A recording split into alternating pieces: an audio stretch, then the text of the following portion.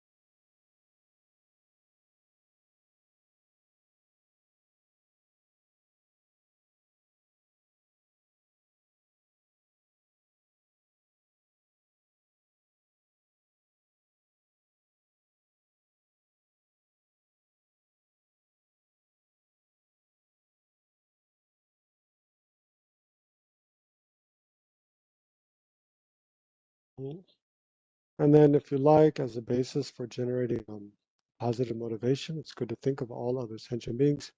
So typically we visualize all sentient beings seated around us, beginning with our father and our mother of this life, and all of our friends and family. So you can visualize your father of this life seated at your right, and all of your male friends and family, your grandfathers and uncles and so forth, to your right and behind you. So feel how you're interconnected with them, how so much of your life and well-being and happiness depends upon them. And then visualize your mother of this life seated at your immediate left, and all your female family and friends to your left and behind you.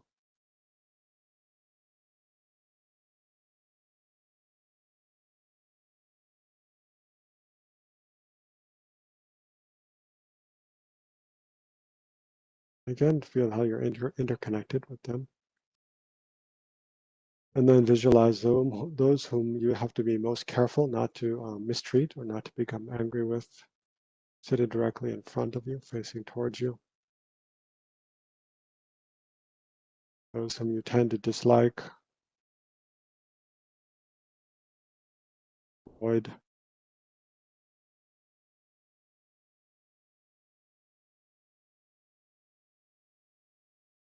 And then visualize all other sentient beings seated all around you in human form, as vast as space.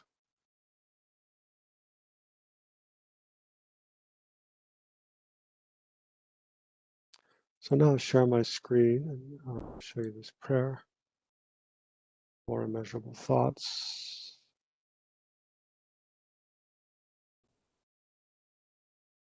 So we'll just read through this once, and then try to generate at least one of the attitudes. So that's immeasurable equanimity and immeasurable love, immeasurable compassion and immeasurable joy. So these are also very closely related with yeah, with the attitudes to develop bodhicitta.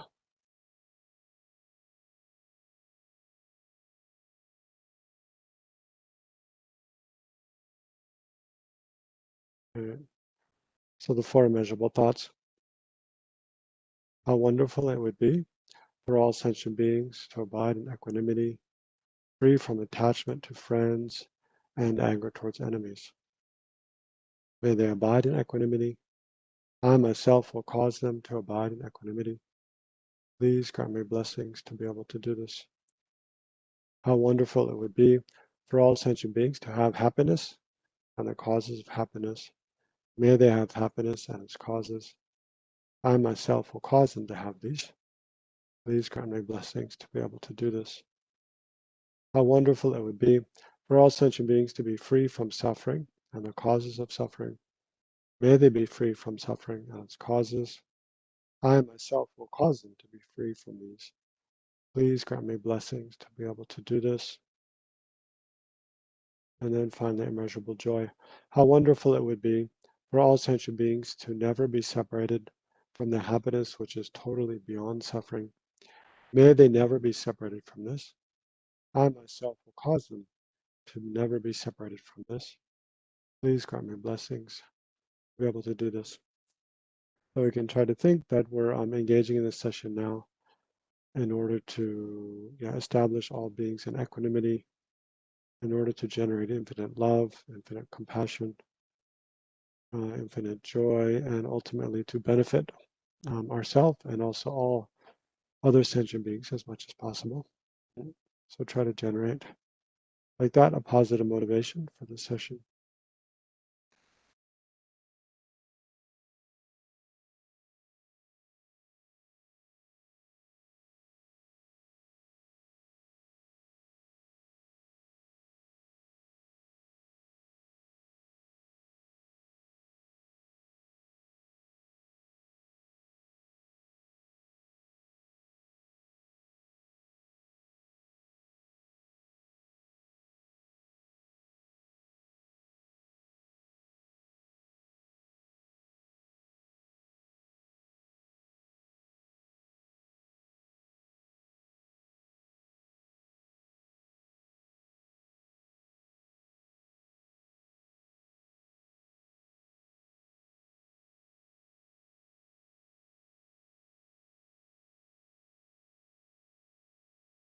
And then finally, if you like, you can visualize Shakyamuni Buddha, and we can briefly go for refuge, generate the mind of refuge, and recite Shakyamuni Buddha's name mantra So if you like, you can visualize Shakyamuni Buddha in the space before you and think how he's one essence with your own teachers and how he's an embodiment of the three jewels of refuge, the Buddha, the Dharma, and the Sangha.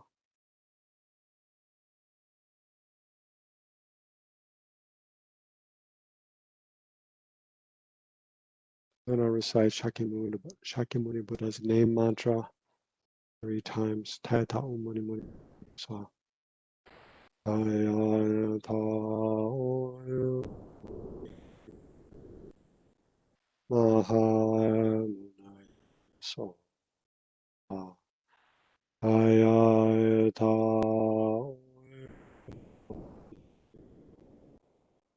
Maha So. Tayata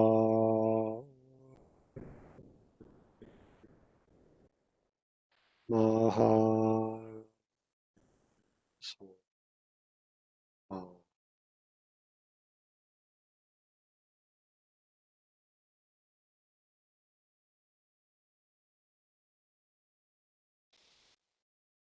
Okay, so today in this session, there's kind of a lot of things to wrap up. It's my last session together with you all. So I'll just first review the main points of the entire graduated stages of the path in 3 scopes: small scope, middle scope, and the great scope. And I've typed them out in the PowerPoint today, so we can look at them as well. And then we'll continue where we left off last session. We were meditating on the 5 parts of the method for generating bodhicitta by exchanging self and others. So last session at the end, we meditated on equanimity and to generate some sense of equal concern for ourselves and others. So we'll continue meditating, well, discussing and contemplating at least the second 2, the faults of self-cherishing and the benefits of cherishing others. And then I'll describe the last 2, though we won't get time to meditate on those probably.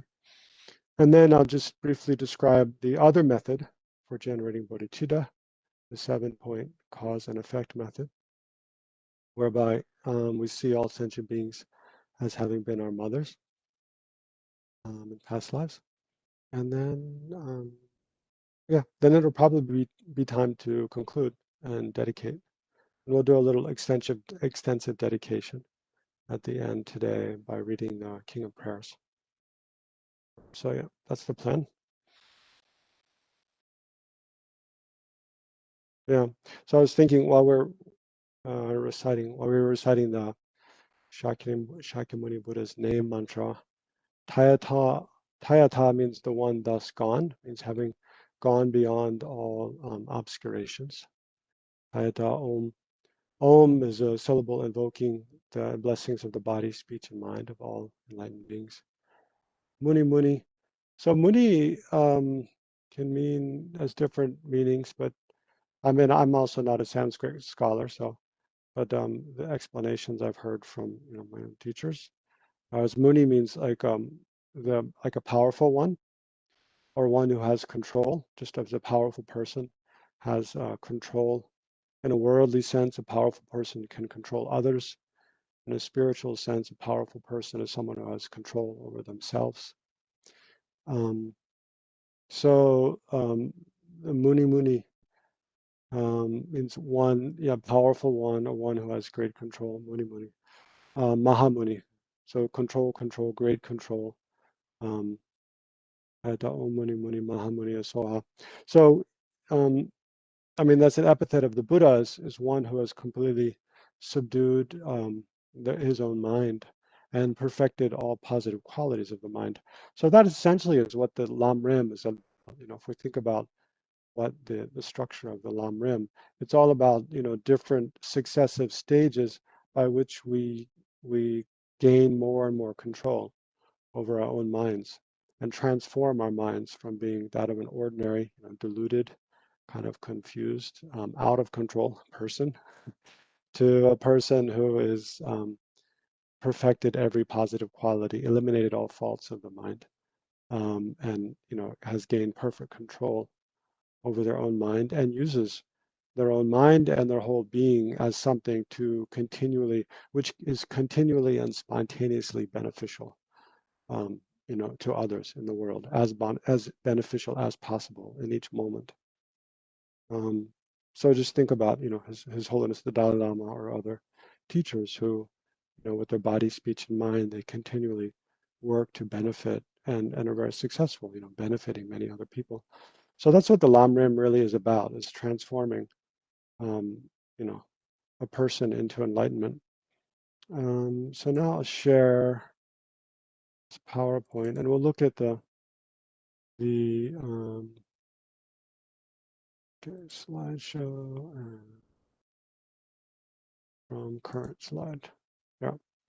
So we'll look at the just review briefly the main points of the Lam Rim. So remember, there's basically within the Lam Rim, or the graduated path, there's three main. There's the small scope. So, get out my pointer again here. Okay. There's the small scope, and then the middle scope, right, and the great scope. That's the main three sections. There's two preliminaries for the entire Lam Rim that are kind of like the basis for the rest. So the first is relying upon a spiritual teacher. And then the second is recognizing our precious human rebirth. So recognizing what an incredibly fortunate circumstance we find ourselves in, where we have, this human life, human intelligence, and we've met the Buddha's teachings. So we have an incredible opportunity to develop and grow, in order to encourage us not to waste that. So then there's four main topics of the small scope here. So the first is impermanence and death, recognizing that. So when we combine these two, impermanence and death, with precious human rebirth, it becomes very powerful, force to compel us to do something with our life to try to become a better person, especially in light of future lives. So that we have this incredible opportunity, but it's not going to last. It's going to come to an end soon. So then the second topic of the small scope is thinking about, if we don't use this opportunity as a human to try to become a better person, to abandon harming, all the habits we have to harm others, and try to cultivate virtuous habits benefiting others, then the potential that we have to take rebirth in an incredibly unfortunate condition, where we experience a lot of suffering in future lives. So we think about the suffering of the lower realms. What if we take rebirth as a hell being, as an animal, as a hungry ghost? How incredibly difficult that would be, and how we would have no power over ourselves, really, to make progress on a spiritual path. And then, so if we take that seriously, then we look for help and guidance, right? How to become a better person. And then there's the contemplation of refuge in the three jewels, the Buddha, Dhamma, Sangha. And then what is the main practice to engage in from the very outset and during the entire path, is the practice of karma. I always remember one of my teachers in the monastery, Kongsa Rinpoche, he said he was talking about his main teacher, Khensa Rinpoche Losang Tsering, was a former abbot of Sarijay. And I think he was saying he asked his teacher, well, no, he didn't ask. He was just saying, observing his own teacher, we often think about someone's main practice, and we often think about things like bodhicitta or meditation on emptiness, or in terms of tantra, this deity or that deity. But Khensa Rinpoche said, observing his own teacher, he felt like his teacher's main practice was the practice of karma, right? Which I think is very profound. It's something that can seem just kind of simplistic in an ordinary way, but really, if you think about what's a more powerful force in the universe, even like in a fully enlightened being, or the force of karma. Actually, karma is more powerful. If we have karma to experience something, even an enlightened being can't prevent us from experiencing that. So yeah, so the fundamental practice that Buddha taught is the practice of abandoning creating non-virtuous karmas and engaging in creating virtuous karma. Oh, I want to skip ahead. So those are the four main topics of the small scope: impermanence and death, suffering of the lower realms, refuge of Buddha, Dhamma, Sangha, karma. I have to skip ahead. Let's see, it's going to let me. Pen to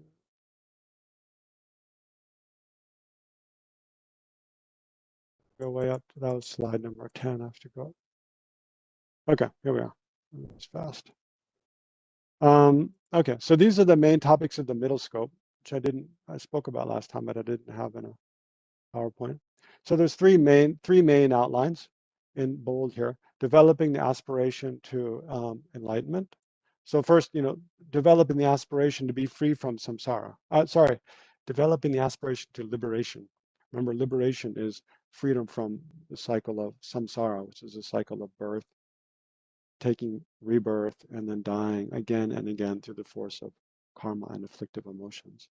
So first, developing an aspiration to achieve liberation from samsara, and then contemplating the origins of suffering and the process that propels you into samsara or cyclic existence, so that you understand how to actually achieve liberation. Well, you understand how you're stuck in samsara, so you come to understand what's the problem that needs to be resolved. And then the third is actually establishing the nature of the path to liberation. So what is the path and practice to achieve liberation from samsara? So within the first outline, developing the aspiration to liberation or nirvana, you could say it's a synonym for nirvana. Then there are two topics: contemplating the sufferings of samsara in general, I mentioned last time quite a lot, and then contemplating the specific sufferings of like the God realm, the human realm, and then also the three lower realms, just like it came in the small scope, it comes again here. So we think about all the problems, all the suffering, different kinds of suffering we experience, no matter how good of a rebirth we can take in samsara. And that compels us to, wish to be free from it, to aspire to be liberated from samsara. And then so the second outline here is, so contemplating the origins of suffering. So here is the truth of suffering comes here, right, in the first heading, developing the aspiration. And then here is the second of the Four Noble Truths, the origins of suffering, or the source of suffering. So here we contemplate the origins of suffering and the process that propels us in the cyclic existence. So this is mainly looking at how karma and afflictive emotions work, right? So we look at how the disturbing mental factors, there should be an S there. So this is, afflictive emotions, disturbing mental factors, so synonyms, delusions like attachment, anger, ignorance. So how they work. And then how by having disturbing mental factors or afflictive emotions, we create karma. And then how we die and take rebirth through the force of these two, right? So through the force of these two, then we take rebirth, die, take rebirth again and again and again. So this is very related then to the 12 links of dependent arising, which we spent one session on. Basically, they cover they describe or explain the same process of creating the causes to take rebirth in samsara again and again, in slightly different ways. Right? So the 12 links comes in there. And then, but finally, the third outline of the middle scope is actually establishing the nature of the path leading to liberation. So how do we get free from samsara? And there's two headings here. With which form of life, with which form of life you overcome cyclic existence. Yeah, I didn't clean that up very much, but basically it's what kind of rebirth, is best to work towards and getting free from samsara. It's a human rebirth. And then within a human rebirth, what do we need? Need to meet a spiritual teacher, and have all our senses complete and have some faith and so forth. And then with which path do you overcome cyclic existence? So here comes the three higher trainings that you might have heard of: the higher training in ethics, ethical discipline, then the higher training in concentration, and then the higher training in wisdom. I didn't type them out there, but that's what we come. And then here within this outline, there's also a discussion of the importance of taking and keeping vows purely, the pratimoksha vows, bodhisattva vows, and so forth. Okay, so that's the middle scope, right? So it's all about getting free from samsara, you can see, primarily for oneself. Now we go to the great scope. Okay, here we are. Topics of the path shared with beings of the great scope. Okay, so again, there are three outlines, three headings mainly.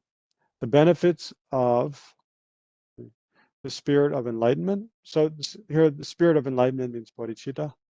It's a synonym or a translation of bodhicitta. So what are the benefits of bodhicitta? I didn't speak so much about last time, but it is the sole gateway to the Mahayana. I did explain that and so forth. So yeah, at the end of the third chapter in the Bodhisattva's Way of Life, there's several very poetic verses describing the benefits of bodhicitta, but such as, bodhicitta is like, us as an ordinary being discovering this attitude of bodhicitta is like a beggar sorting through piles of rubbish for something to eat and finding a beautiful diamond. That suddenly, before we were just kind of this pathetic, desperate creature. And then suddenly when we find the diamond of bodhicitta, we become something endowed with wealth, incredible spiritual wealth and good fortune. And we can attain whatever state of spiritual development we want, just as a beggar can buy whatever they want, having found a valuable diamond. And so bodhicitta is like a diamond. It's like an elixir which transforms iron into gold, because it transforms this ordinary life in which we would, without bodhicitta or renunciation, everything we do would just be a further cause for suffering in samsara. So it can transform this ordinary life into one within which everything we do becomes a cause for enlightenment, right? Enlightenment of ourselves and the enlightenment of all sentient beings. So it's like an elixir, a magical elixir which transforms iron into gold. And it's like a wish-fulfilling tree in that it can bring us whatever happiness we want. It's like a medicine, miraculous medicine which heals any illness. Because with the attitude of bodhicitta, we can overcome and eliminate all the causes of suffering and create every cause for happiness and well-being for ourselves and others. So like that, there's, boundless benefits of bodhicitta. But today we want to focus on trying to get some taste of actually the methods to generate bodhicitta.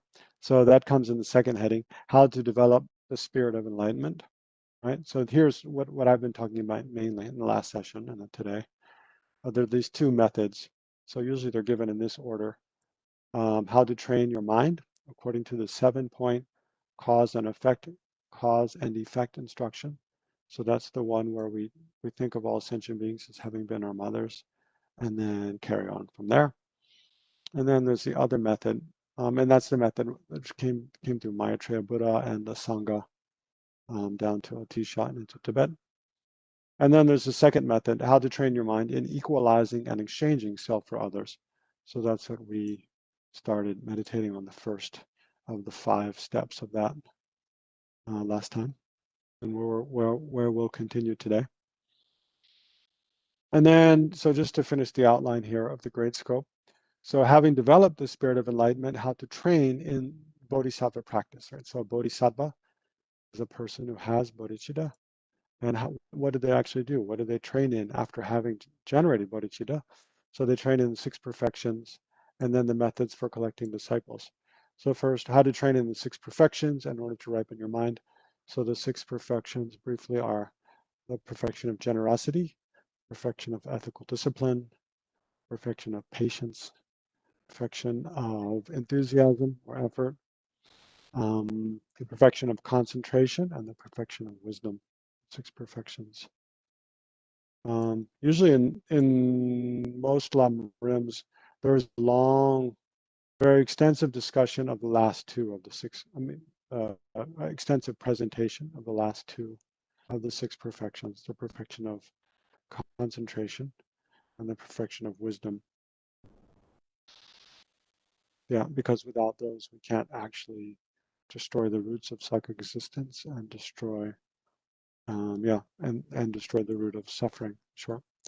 And then finally here is how to train in the four methods of collecting disciples in order to ripen others' minds, right? So in order to benefit other sentient beings, we have to, when we're qualified, when we've generated some realizations and we're able to actually benefit others, then we need to, a bodhisattva needs to know how to collect and to guide disciples.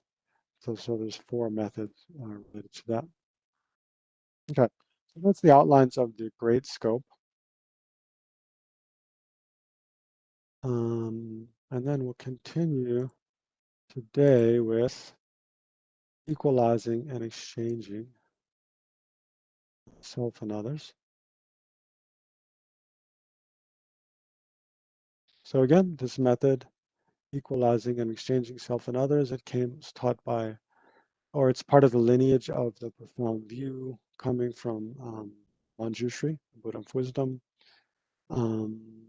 And one of the main lineage holders is Shantipa, author of the Guide to the Bodhisattva's Way of Life.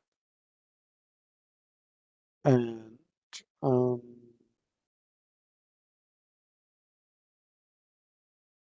yeah, I think His Holiness Dalai Lama sometimes says it's more suitable for people with a modern education now because it doesn't even without belief in past and future lives, a person can benefit a lot from the contemplations within this method, generating bodhicitta. Whereas the other method of the sevenfold cause and effect method, the very first step, in the main gist of the whole thing is thinking how all sentient beings have been one's kind and benevolent mother or father, friends, and so forth in past lives. So if one doesn't believe in rebirth, then it's a non-starter, right? You won't be able to benefit from it much. Whereas this one doesn't kind of have that aspect. And also this one, just so it appeals to reason in a kind of more direct way. Because, well, largely because of the second thing that we're going to focus on just now is the faults of selfishness. So even in, ordinary society, even apart from Buddhism, apart from any religious tradition, a person being selfish, self-centered, egotistical is seen as a big fault, right? And something we want to avoid. So I think that helps people who are new to Buddhism make it easier to kind of resonate with this aspect of generating bodhicitta. So anyway, the 5 steps are equalizing self and others.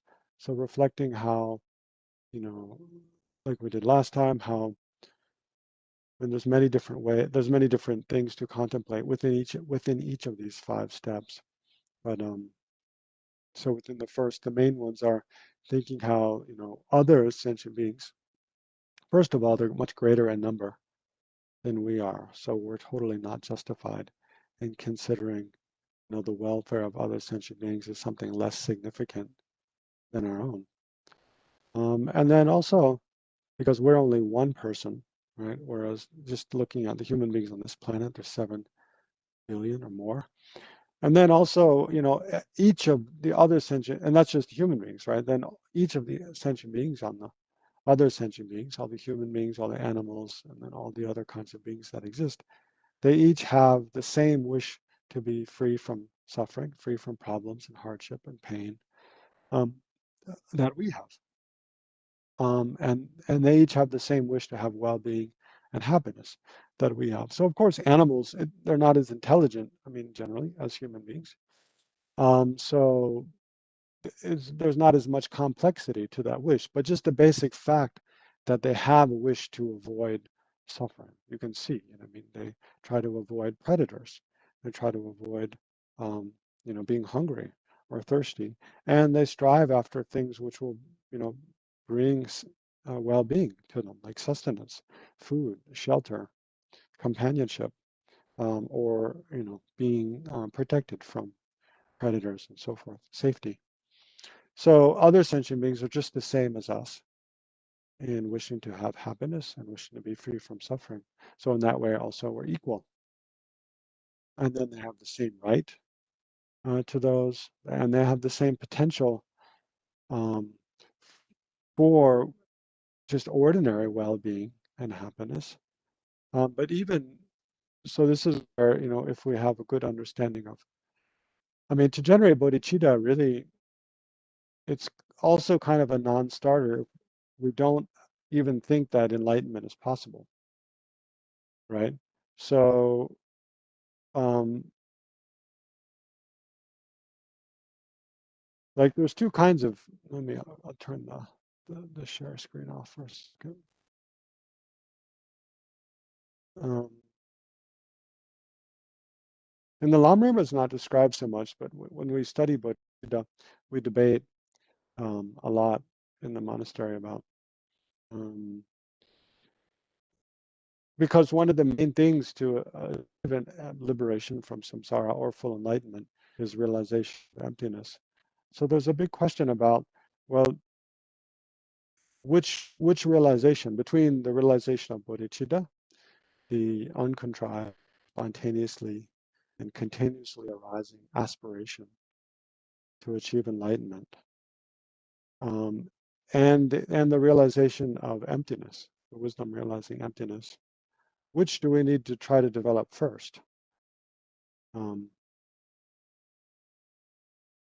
which should a person put their effort in trying to realize first? The realization of emptiness or the realization of bodhicitta? They're very different kind of realizations, right? So actually, there's no fixed order, but it's generally the conclusion is that for a more intelligent person aspiring to the bodhisattva vehicle, they develop the realization of emptiness first. Whereas for those, so a more intelligent person means a person who's more rational, a person who has a more uh, who's more critical, like they have very strong critical thinking. And I mean, the main quality of an intelligent person here is that they don't believe things before they can prove it, right? They only believe something when they can find a valid proof to establish it. And they don't, and then further and kind of similar to that is they don't commit themselves to doing anything before they know that it can actually be done, right? So they're not, an intelligent bodhisattva is not like, what do you say, a dreamer, so to say, someone just like with their head stuck in the clouds and just, having all kinds of wishy-washy ideas about, yes, I dreamed I could do this, so I know I can do it, kind of thing. Like you see those kind of sayings around a lot. So intelligent, what we're calling intelligent bodhisattva here is someone who, before they commit to doing anything, they they find a logical reason why it's actually possible to do that, and only then will they commit themselves to doing it. So when you think about enlightenment, for intelligent bodhisattva, they have to know that it actually is possible to achieve enlightenment first. If they don't know, through a process of analysis and reason, that it actually is possible to achieve enlightenment, then they'll never commit themselves to achieving that goal, right? Because they think, well, that would be foolish to, spend years and maybe lifetimes striving after a goal that actually is impossible to achieve. So for that reason, then, they need to realize emptiness first. So how does emptiness relate to achieving bodhicitta? Is that, remember, bodhicitta is the aspiration to achieve full enlightenment. What is full enlightenment? It's well, it has two aspects, sangye, in Tibetan, sang means purified, and ge means fully developed, right? So the two main qualities of enlightenment are that a person has completely purified all obscurations in their mind, and they've fully developed all positive qualities in their mind, like love, loving kindness, compassion, generosity, and wisdom, and so forth. So, so, the wisdom realizing emptiness, of course, it's a kind of wisdom. So to fully develop wisdom, it's the wisdom of the ultimate nature of all phenomena. So to fully develop wisdom, we have to realize emptiness. But more importantly, all of the obscurations in our mind, all of the ignorance, all of the anger and attachment, all of the afflictive emotions, all of the contaminated karma that we create, it all has one source, fortunately, one root.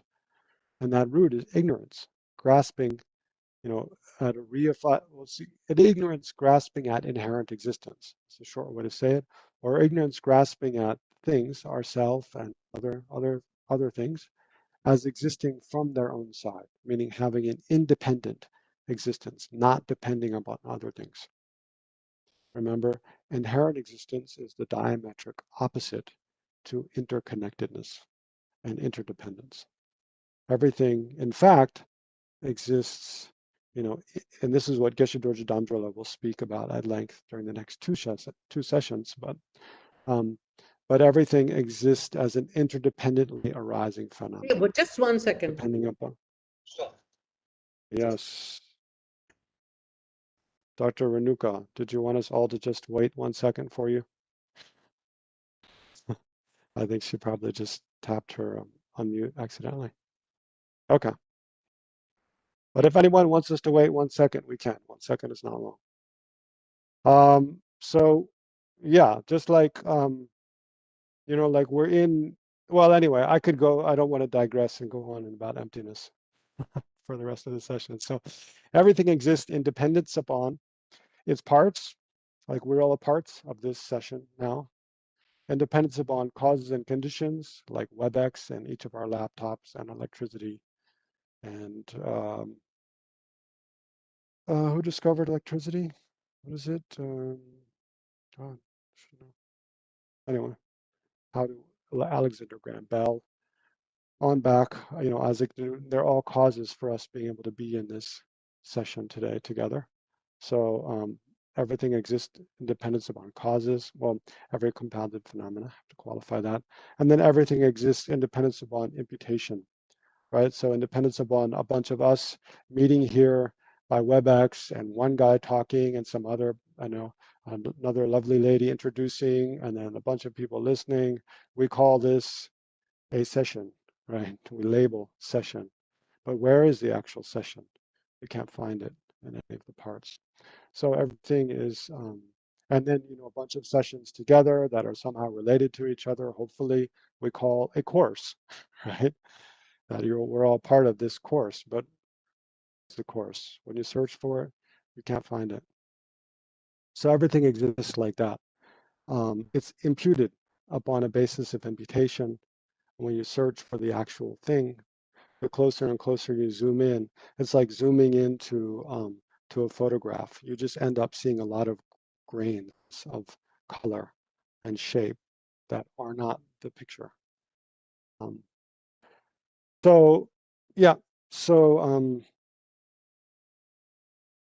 so because all suffering of our afflictive emotions and everything that obscures the mind arises from this one fundamental kind of misperception, ignorance, grasping at inherent existence, then to purify our mind of all obscurations, we have to realize, the wisdom that eliminates that kind of ignorance, right? So we have to realize emptiness.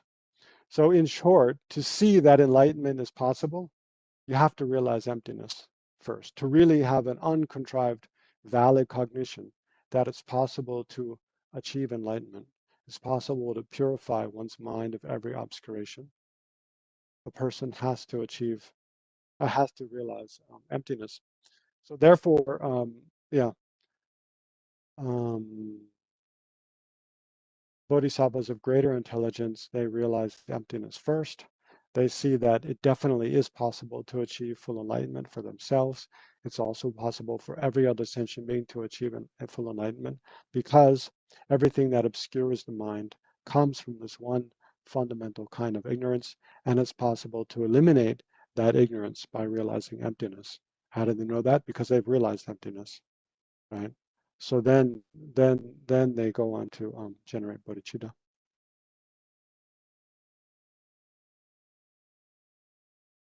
Mm. So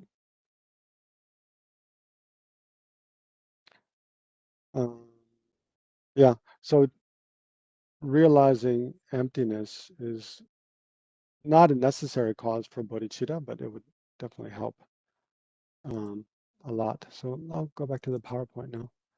So looking at equalizing and exchanging self and others, I don't remember how I digressed into talking about emptiness, but I think I was talking about different causes for generating bodhicitta. Um, So yeah, actually, I know why. Because within equalizing and exchange, with equalizing, right, generating equal concern for self and others, one of the most powerful ways is to see that it's possible for all sentient beings have the equal potential to achieve enlightenment. Why is it possible? Because for all sentient beings, the causes the things that obscure them or prevent them from achieving enlightenment, all the obscurations in the mind, all arise from this fundamental ignorance, grasping at inherent existence. So once we see that it's possible to eliminate that ignorance, and thereby when we do that, the whole palace of cards collapses, right? It is possible then to eliminate attachment. It's possible to eliminate anger from the root, such that they never arise again. And it's possible to eliminate all the taints of those afflictive emotions. And thereby, because there are no more afflictive emotions operating in the mind, then also karma, even contaminated karmas we've created in the past, cannot ripen. So then we, can achieve liberation and then full enlightenment. So yeah, oneself and all other sentient beings are equal also in this potential to achieve enlightenment. So by reflecting deeply on those different things I've just been talking about, I'll try to, oops, go back. There we go. Then we generate, the sense of the equality of self and others and how we're not somehow privileged over others. And there's really no justification for considering ourselves more important than others. And so there's really no justification working more for our own welfare as opposed to working for the welfare of others. Now, does that mean we shouldn't work for our own? Well, I'll come back to that question later. Does that mean we shouldn't work for our own welfare at all? We should just totally forget about ourselves and only focus on others? Come back a little later. So the second contemplation here in this method for generating bodhicitta is contemplating the faults of selfishness.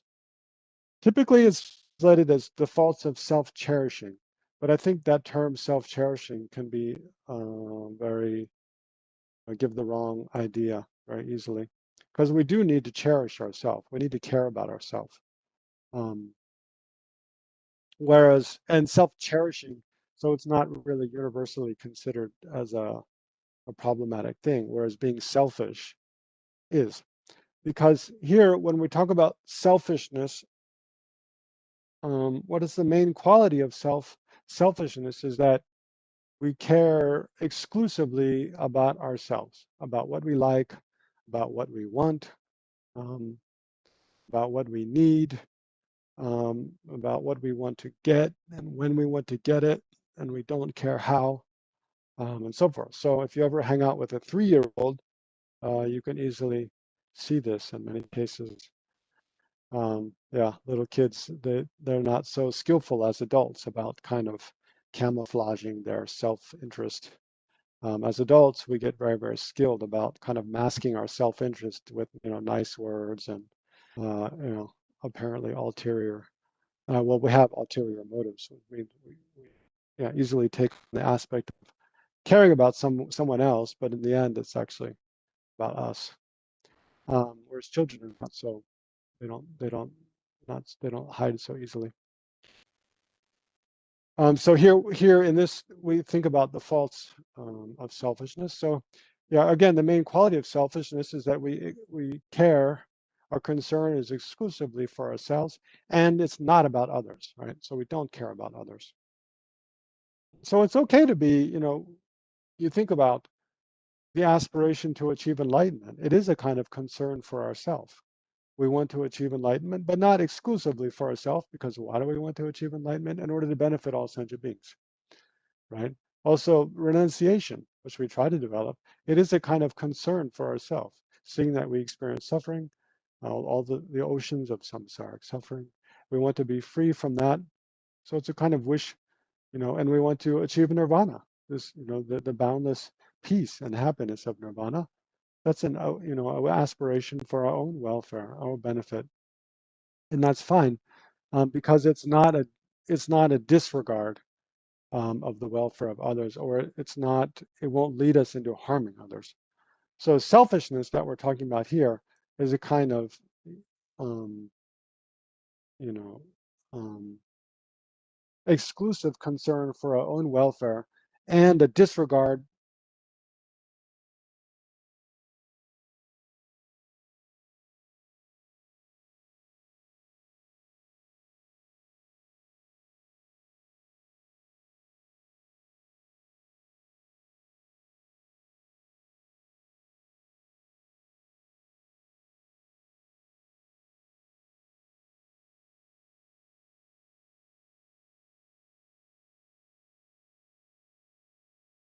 Lexocla, we can't hear you or see you.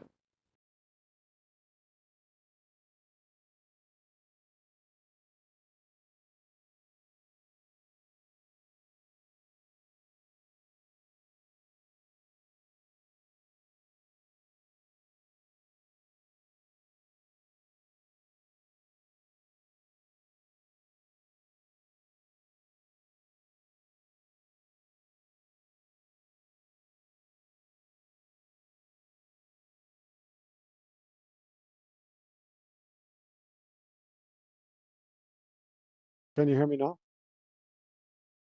Yes, we Yeah. can. We can hear you, but cannot see you. Oh, I We can turned my hear you. video off. Okay, all Okay. right. Yeah. All right. Yeah. If the connection gets weak, then I'll just turn my video off. Okay. So back to the. So yeah, you can think about. I mean, seeing the faults of selfishness, self-centeredness, being egotistical. It's not that difficult, right?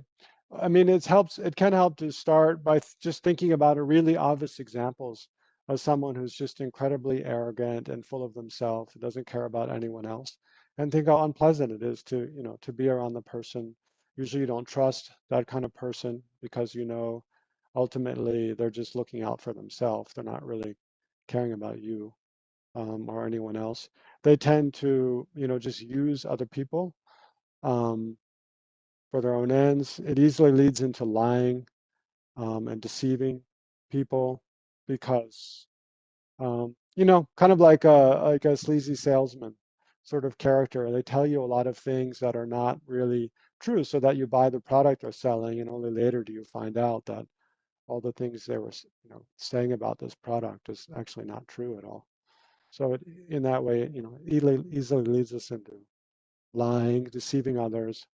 Um, we make up excuses for harming others, when our interest is primarily just with ourself alone.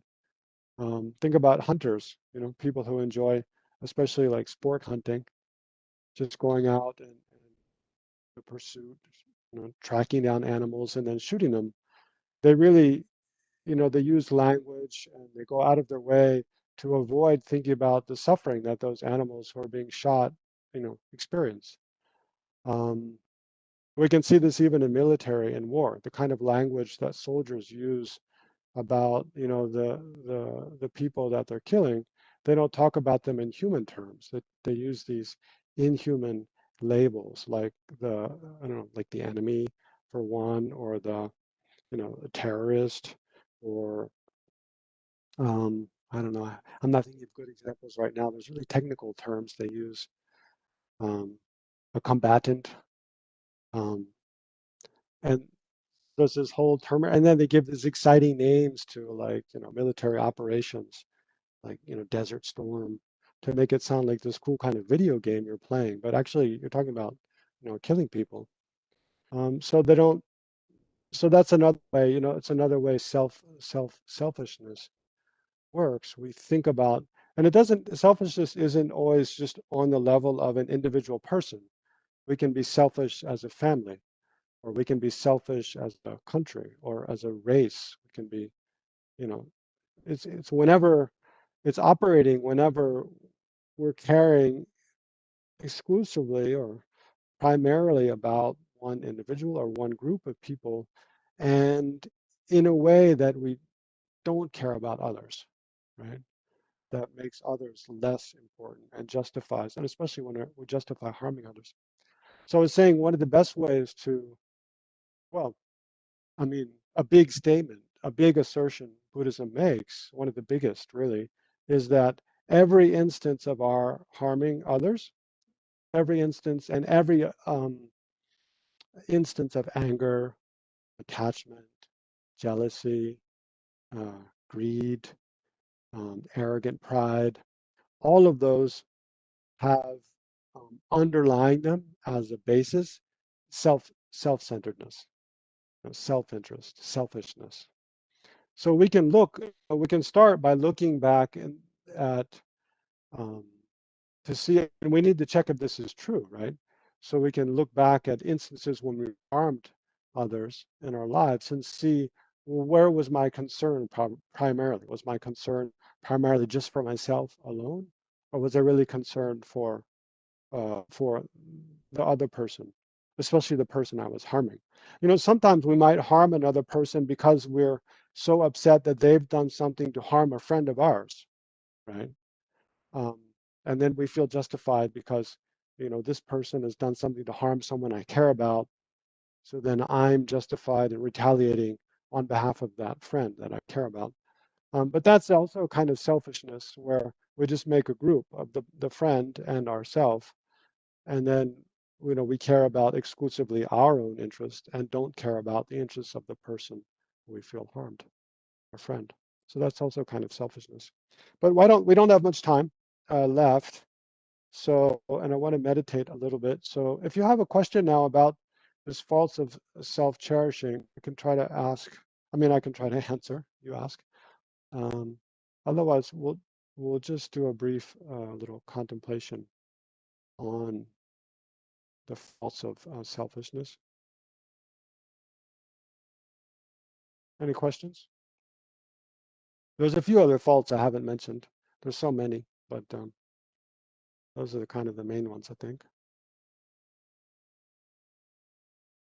Okay, since I don't see any questions, I'll just mention a couple others.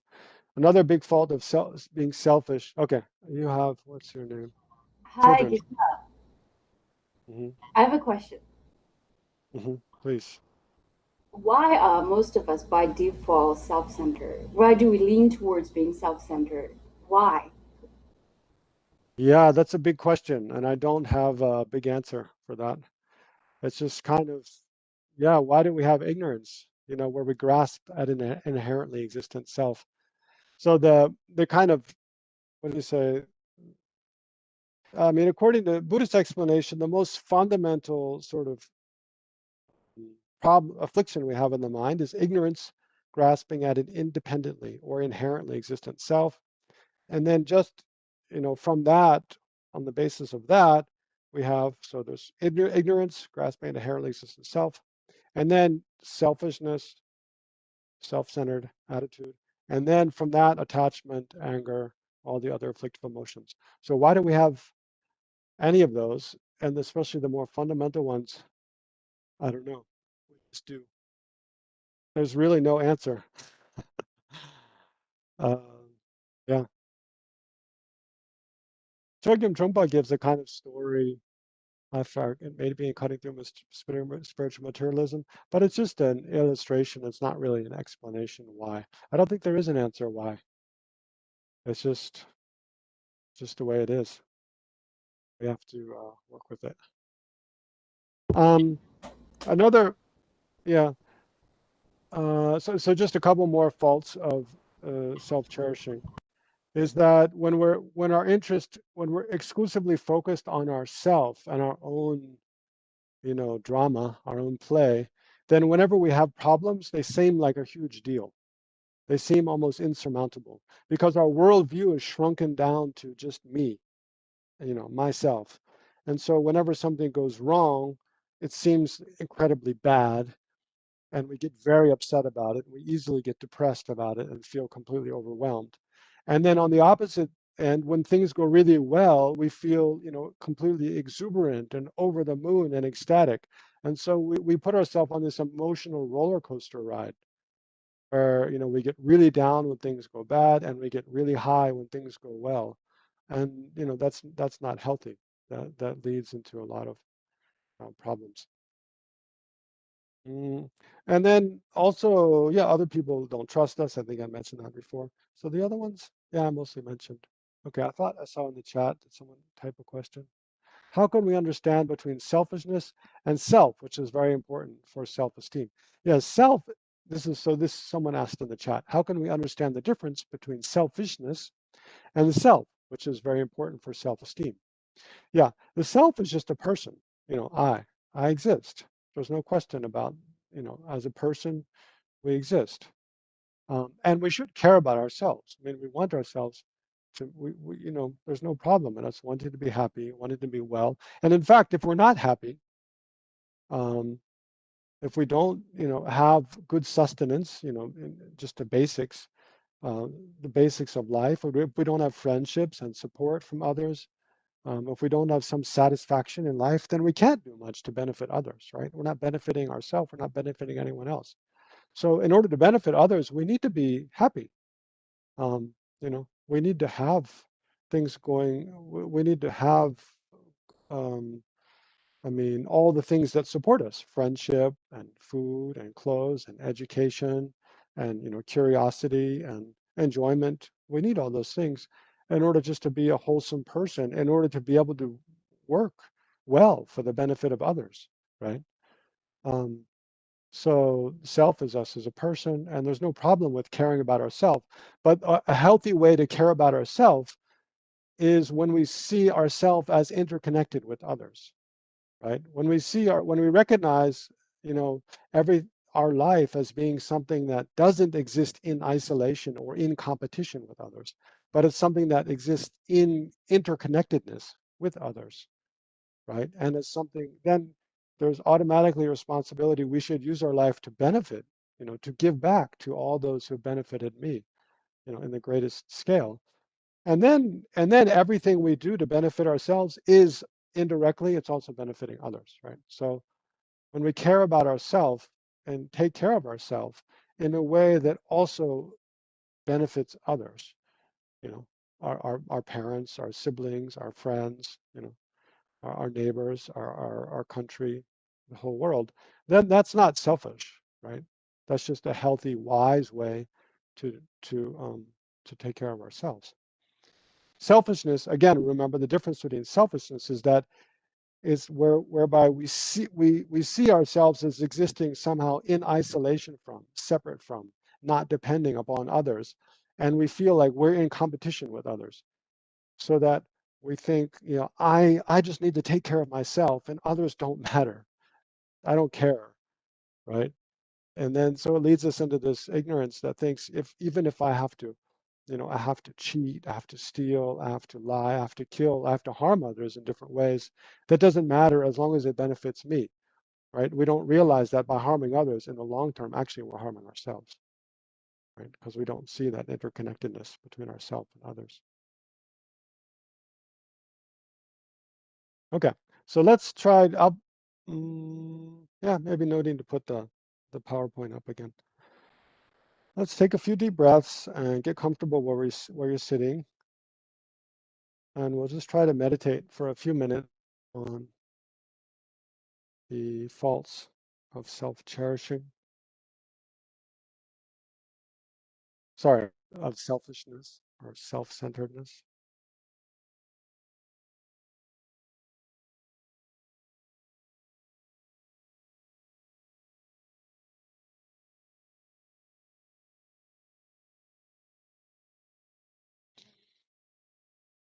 So gradually focus your attention inwards.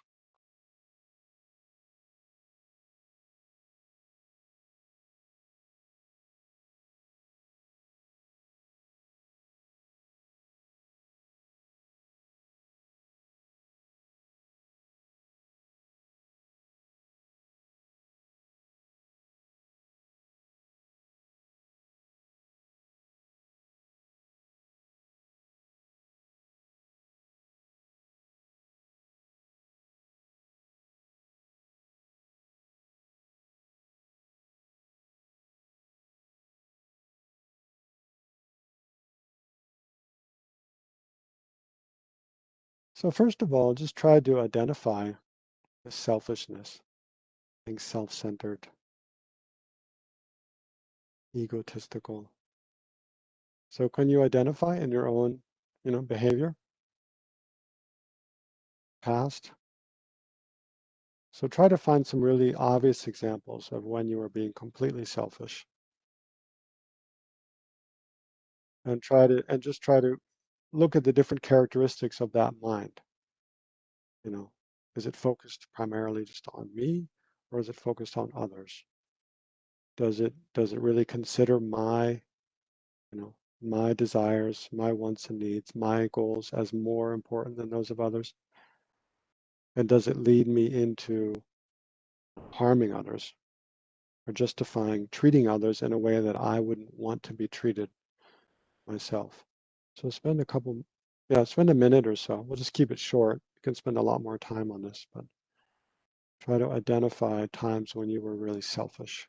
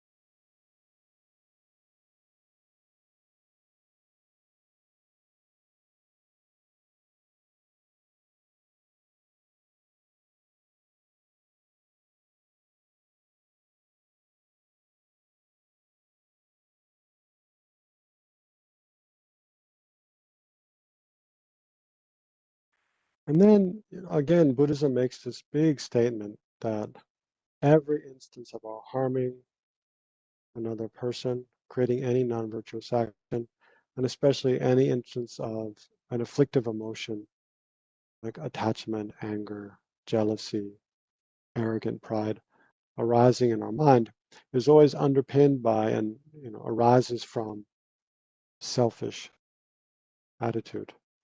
So without analyzing the whole question, just try to think of some instances of anger, of when you became angry. And check if the anger was motivated by a selfish interest.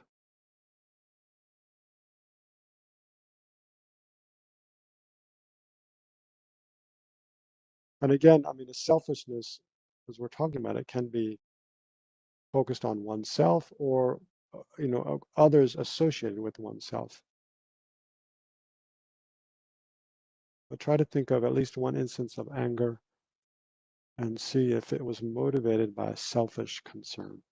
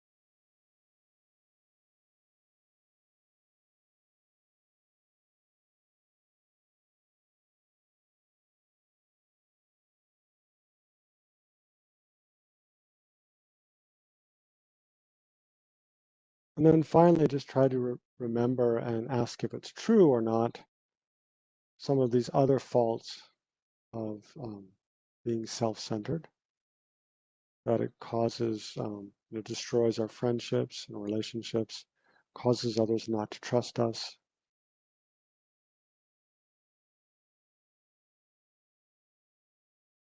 leads us into harming others, and also makes our own difficulties seem much larger and insurmountable than they actually are.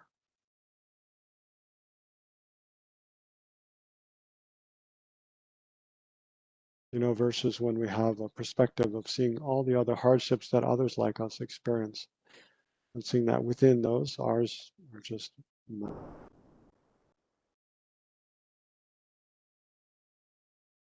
so just try to think of a few of the other drawbacks and faults of selfishness.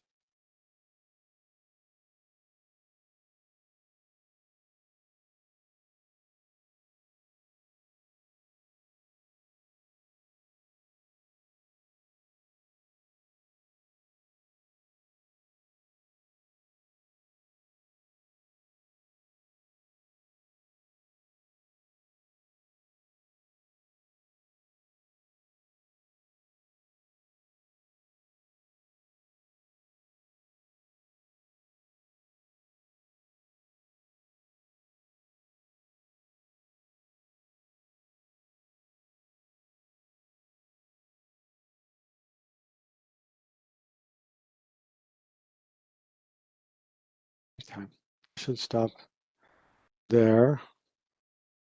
I find this is one of the most helpful things to meditate on, something we need to think about again and again and again in our daily lives. You know, what is my motivation? Am I really doing this for just self-interest, or you know, also to benefit the others, you know, others I'm with? So, yeah. So second, just contemplating the faults of selfishness, and then third, contemplating the benefits of cherishing others. So again, we can begin by thinking about someone who's really altruistic that we're around, how nice it is to be around the person. You know, we feel like there's someone we can turn to when we need help. We trust a person. And so if we're like that, you know, always caring about others around us more than ourselves, you know, we'll have a lot of friends. Other people will like being around us. They'll trust us. And we won't have anything to regret in terms of our own actions. If we act again and again with an egoistic, just selfish motivation, selfish concern, again and again we'll do things that we later are ashamed of and we regret. Whereas the opposite is true if we really cherish others, right? And then gradually cherishing others will lead us to enlightenment. Actually, there's a famous verse His Holiness Dalai Lama quotes almost every time he teaches these days from the Bodhisattva's Way of Life, that says, every happiness in the world comes from cherishing others.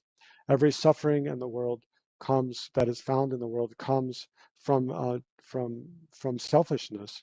So in short, childish beings work only for their own ends, while Buddhas work for the welfare of others.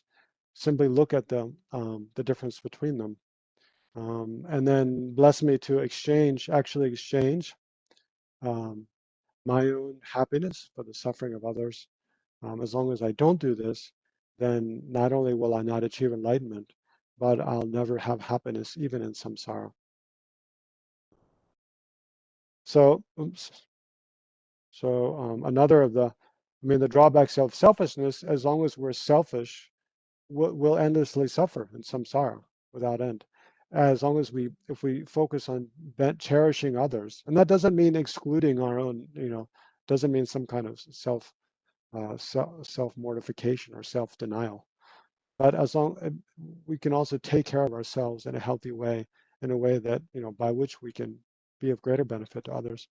So, but cherishing others leads us to enlightenment, and from happiness to happiness. Then, so the fourth step is actually, so in the third step, we think about the benefits of cherishing others. And the fourth, we actually exchange self and others. So it means we actually try to practice caring as much about others as we ordinarily do about ourselves. You know, when we're being very minded and caring only about ourselves and not about others.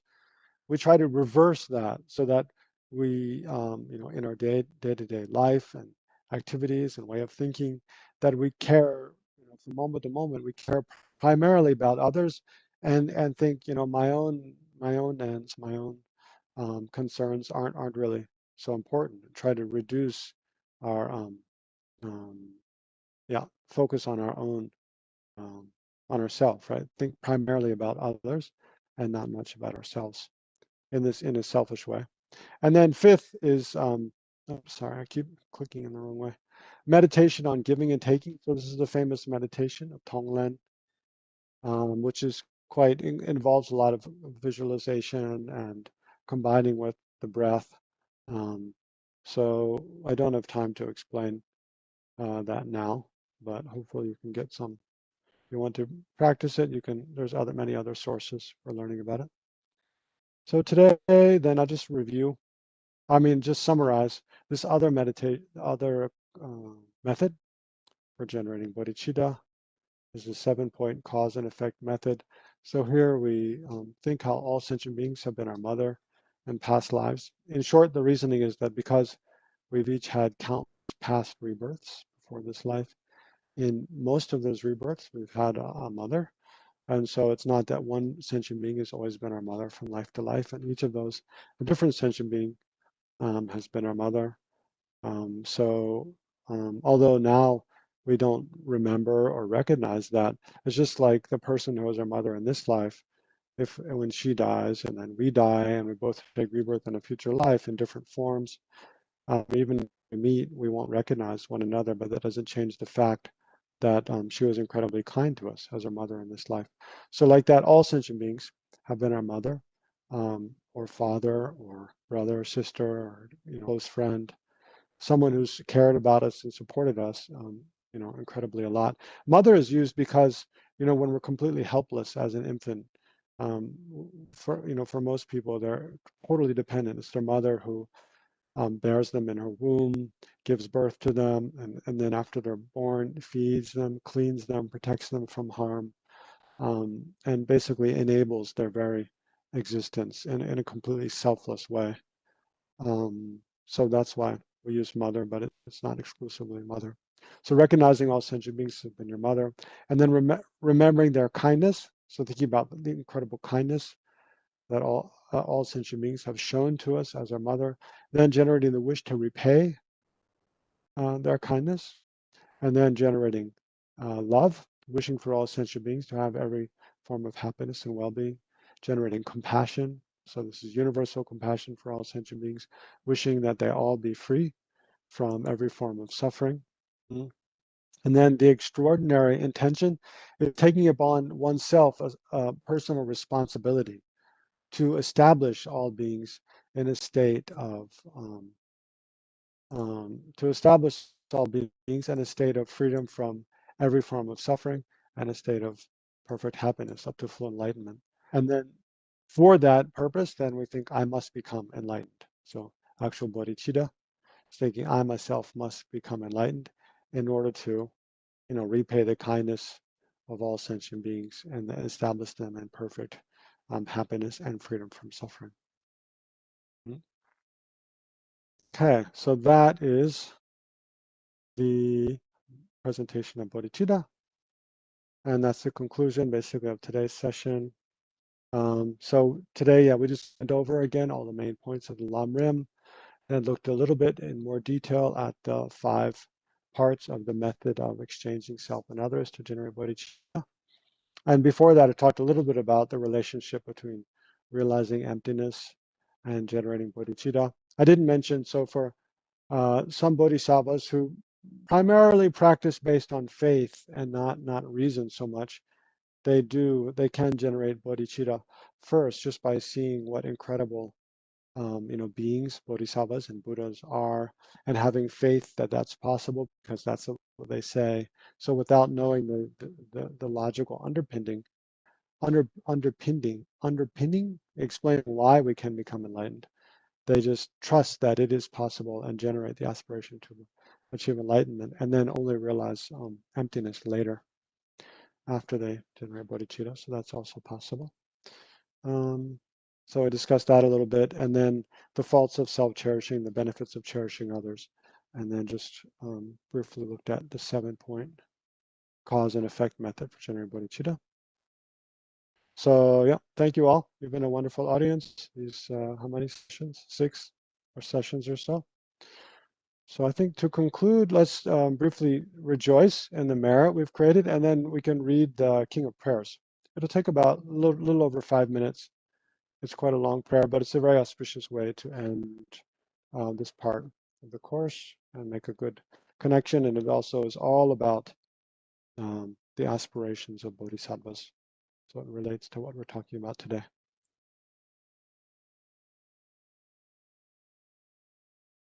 So here's the King of Prayers. So briefly, rejoice in all the merit we've created together during the course,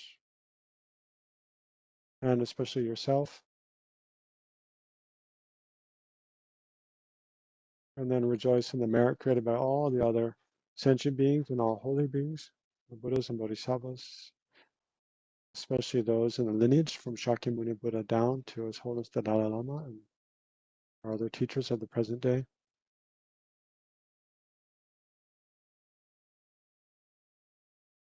So gathering all this merit together, then we can dedicate the King of Prayers. I bow down to the youthful Arya Manjushri, you lions among humans, gone to freedom in the present, past, and future, in the worlds of 10 directions. To all of you with body, speech, and sincere mind, I bow down. With the energy of aspiration for the Bodhisattva way, with a sense of deep respect, and with as many bodies as atoms of the world. To all you Buddhas visualized as real, I bow down. On every atom are Buddhas numberless as atoms, each amidst a host of Bodhisattvas. And I am confident the sphere of all phenomena is entirely filled with Buddhas in this way. With infinite oceans of praise for you, and oceans from the sound, and oceans of sound from the aspects of my voice, I sing the breathtaking excellence of Buddhas and celebrate all of you gone to bliss. Beautiful flowers and regal garlands, sweet music, scented oils and parasols, sparkling lights and sublime incense, I offer to you, victorious ones. Fine dress and fragrant perfumes, sandalwood powder heaped high as Mount Meru. All wondrous offerings in spectacular array, I offer to you, victorious ones. With transcendent offering, peerless and vast, with profound admiration for all the Buddhas, with strength of conviction in the Bodhisattva way, I offer and bow down to all victorious ones. Every harmful action I have done with my body, speech, and mind, overwhelmed by attachment, anger, and confusion, all these I openly lay bare before you. I lift up my heart and rejoice in all positive potential of the Buddhas and Bodhisattvas in 10 directions, of solitary realizers, hearers still training, and those beyond, and of all ordinary beings. You who are the bright lights of the worlds in 10 directions, who have attained a Buddha's omniscience through the stages of awakening, all you who are my guides, please turn the supreme wheel of Dharma. With palms together, I earnestly request, you who may actualize parinirvana, please stay with us for eons numberless as atoms of the world, for the happiness and well-beings of all wanderers in samsara. Whatever slight positive potential I may have created by paying homage, offering, and acknowledging my faults, rejoicing and requesting that the Buddhas stay and teach, I now dedicate all this for full awakening. May you Buddhas now living in the worlds of 10 directions, and all you gone to freedom in the past accept my offerings. May those not yet arisen quickly perfect their minds, awakening as fully enlightened ones. May all worlds in the 10 directions be entirely pure and vast. May they be filled with bodhisattvas, surrounding Buddhas gathered beneath the Bodhi tree. May as many beings as exist in the 10 directions be always well and happy. May all samsaric beings live in accord with the Dharma, and may their every Dharma wish be fulfilled. Remembering my past lives in all varieties of existence, may I practice the Bodhisattva way, and thus in each cycle of death, migration, and birth, may I always abandon the householder's life. Then following in the footsteps of all the Buddhas, and perfecting the practice of a Bodhisattva, may I always act without error or compromise, with ethical discipline, faultless and pure. May I teach the Dharma in the language of gods, and every language of spirits and nagas, of humans and of demons, and in the voice of every form of being. May I be gentle-minded, cultivating the 6 paramitas, and never forget bodhicitta. May I completely cleanse without omission every negativity and all that obscures this awakening mind. May I traverse in all all my lives in the world, free of karma, afflictions, and interfering forces, just as the lotus blossom is undisturbed by the water's wave, and just as the sun and moon move unhindered through the sky. May I ease the suffering in the lower realms and in the many directions and dimensions of the universe. May I guide all wonders in samsara to the pure bliss of awakening and be of worldly benefit to them as well. May I practice constantly for eons to come, perfecting the activities of awakening, acting in harmony with the various dispositions of beings, showing the ways of a bodhisattva. May I always have the friendship of those whose path is like mine, and with body, words, and also mind, may we practice together the same aspirations and activities. May I always meet a spiritual mentor and never displease that excellent friend who deeply wishes to help me and expertly teaches the Bodhisattva way. May I always directly see the Buddhas, masters encircled by Bodhisattvas, and without pause or discouragement for eons to come, may I make extensive offerings to them. May I hold within me the Buddha's genuine Dharma, illuminate everywhere the teachings that awaken, embody the realizations of a Bodhisattva, and practice ardently in all future eons. While circling through all states of existence, may I become an endless treasure of good qualities, skillful means, wisdom, samadhi, and liberating stabilizations, gathering limitless, pristine wisdom and positive potential. On one atom, I shall see Buddha fields numberless as atoms, inconceivable Buddhas among bodhisattvas in every field, practicing the activities of awakening. Perceiving this in all directions, I dive into an ocean of Buddha fields, each an ocean of the 3 times Buddhas in the space of a wisp of hair. So I too will practice for an ocean of eons. Thus I am continually immersed in the speech of the Buddhas, expression that reveals the ocean of qualities in one word, the completely pure eloquence of all the Buddhas, communication suited to the very tendencies of beings. With strength of understanding, I plunge into the infinite enlightened speech of the Dharma, of all Buddhas in the 3 times gone to freedom, who continually turn the wheel of Dharma methods. I shall experience in one moment such vast activity of all future eons, and I will enter into all eons of the 3 times in but a fraction of a second. In one instant, I shall see those awakened beings, past, present, and future alliance amongst humans, and with the power of the illusion-like stabilization, I will constantly engage in their inconceivable activity. I shall manifest upon one single atom the array of pure lands, present, past, and future. Likewise, I shall enter the array of pure Buddha fields in every direction without exception. I shall enter the very presence of my guides, those lights of this world who are yet to appear, those sequentially turning the wheels of complete awakening, those who reveal nirvana, final perfect peace. May I achieve the power of swift magical emanation, the power to lead to the great vehicle through every approach, the power of always beneficial activity, the power of love pervading all realms, the power of all surpassing positive potential, the power of supreme knowledge unobstructed by discrimination, and through the powers of wisdom, skillful means, and samadhi, may I achieve the perfect power of awakening, purifying the power of all contaminated actions, crushing the power of disturbing emotions at the root, diffusing the power of interfering forces. I shall perfect the power of the Bodhisattva practice. May I purify an ocean of worlds. May I free an ocean of beings. May I clearly see an ocean of Dharma. May I realize an ocean of pristine wisdom. May I purify an ocean of activities. May I fulfill an ocean of aspirations. May I make offerings to an ocean of Buddhas. May I practice without discouragement for an ocean of eons. To awaken fully through this Bodhisattva way, I shall fulfill without exception all the diverse aspirations of the awakening practice of all Buddhas gone to freedom in the 3 times everywhere. In order to practice exactly as the wise one called Samantabhadra, all-embracing good, the elder brother of the sons and daughters of the Buddhas, I completely dedicate all this goodness. Likewise, may I dedicate just as the skillful Samantabhadra, with pure body, speech, and mind, pure actions, and pure Buddha fields. I shall give rise to the aspirations of Manjushri for this Bodhisattva practice of all-embracing good, to perfect these practices without discouragement or pause in all future eons. May my pure activities be endless, my good qualities boundless, and through abiding in immeasurable activity, may I actualize infinite emanations. Limitless is the end of space. Likewise, limitless are living beings. Thus, limitless are karma and afflictions. May my aspirations reach be limitless as well. One may offer to the Buddhas all wealth and adornments of infinite worlds in 10 directions, and one may offer during eons numberless as atoms of the world, even the greatest happiness of gods and humans. But whoever hears this extraordinary aspiration and longing for highest awakening gives rise to faith just once, creates far more precious positive potential. Those who make this heartfelt aspiration for the Bodhisattva way will be free of all lower rebirths, free of harmful companions, and will quickly see Amitabha, infinite light. And even in this very human life, they will be nourished by happiness and have all conducive circumstances. Without waiting long, they will become like Samantabhadra himself. Those who give voice to this extraordinary aspiration will quickly and completely purify the 5 boundless harmful actions created under the power of ignorance.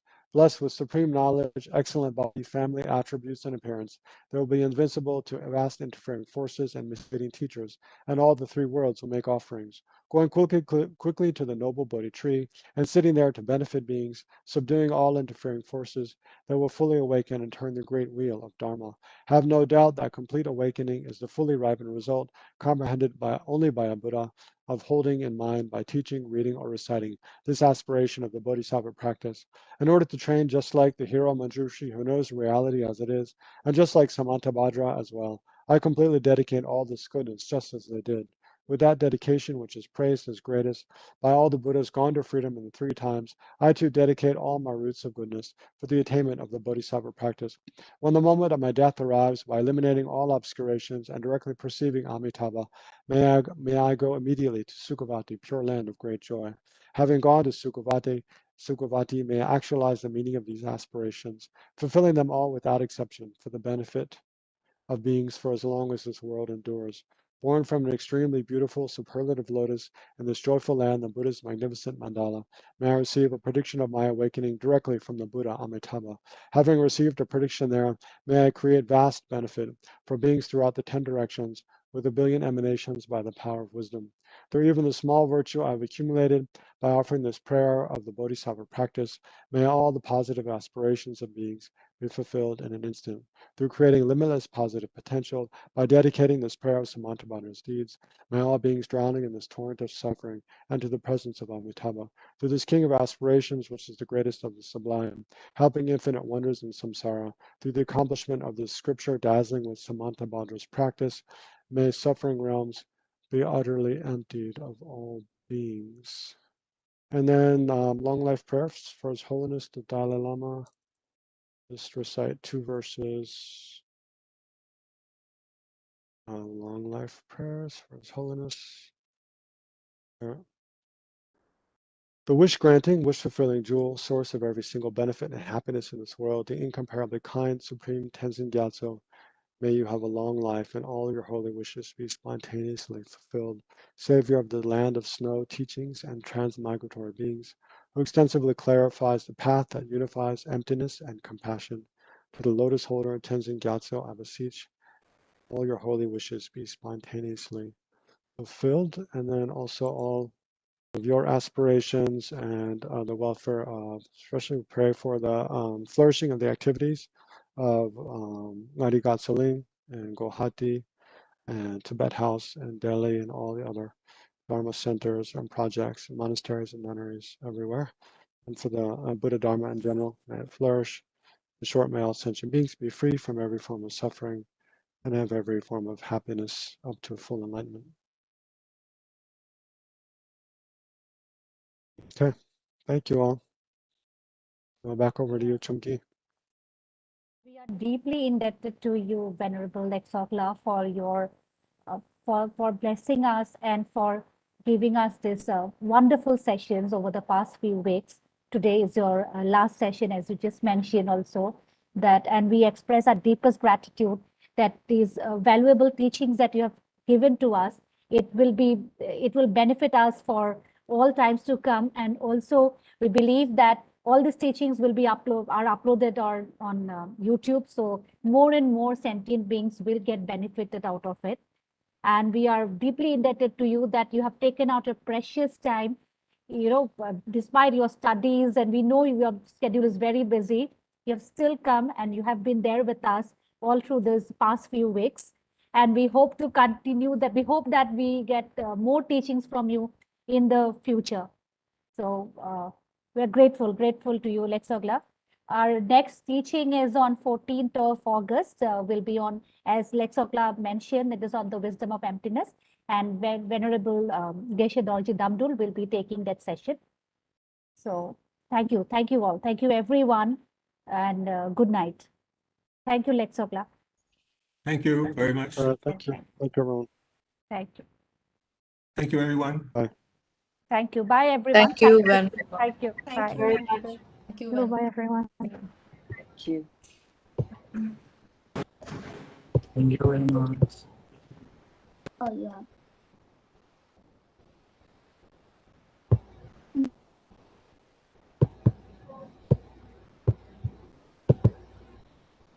Thank you, Domala. Bye. I'll leave.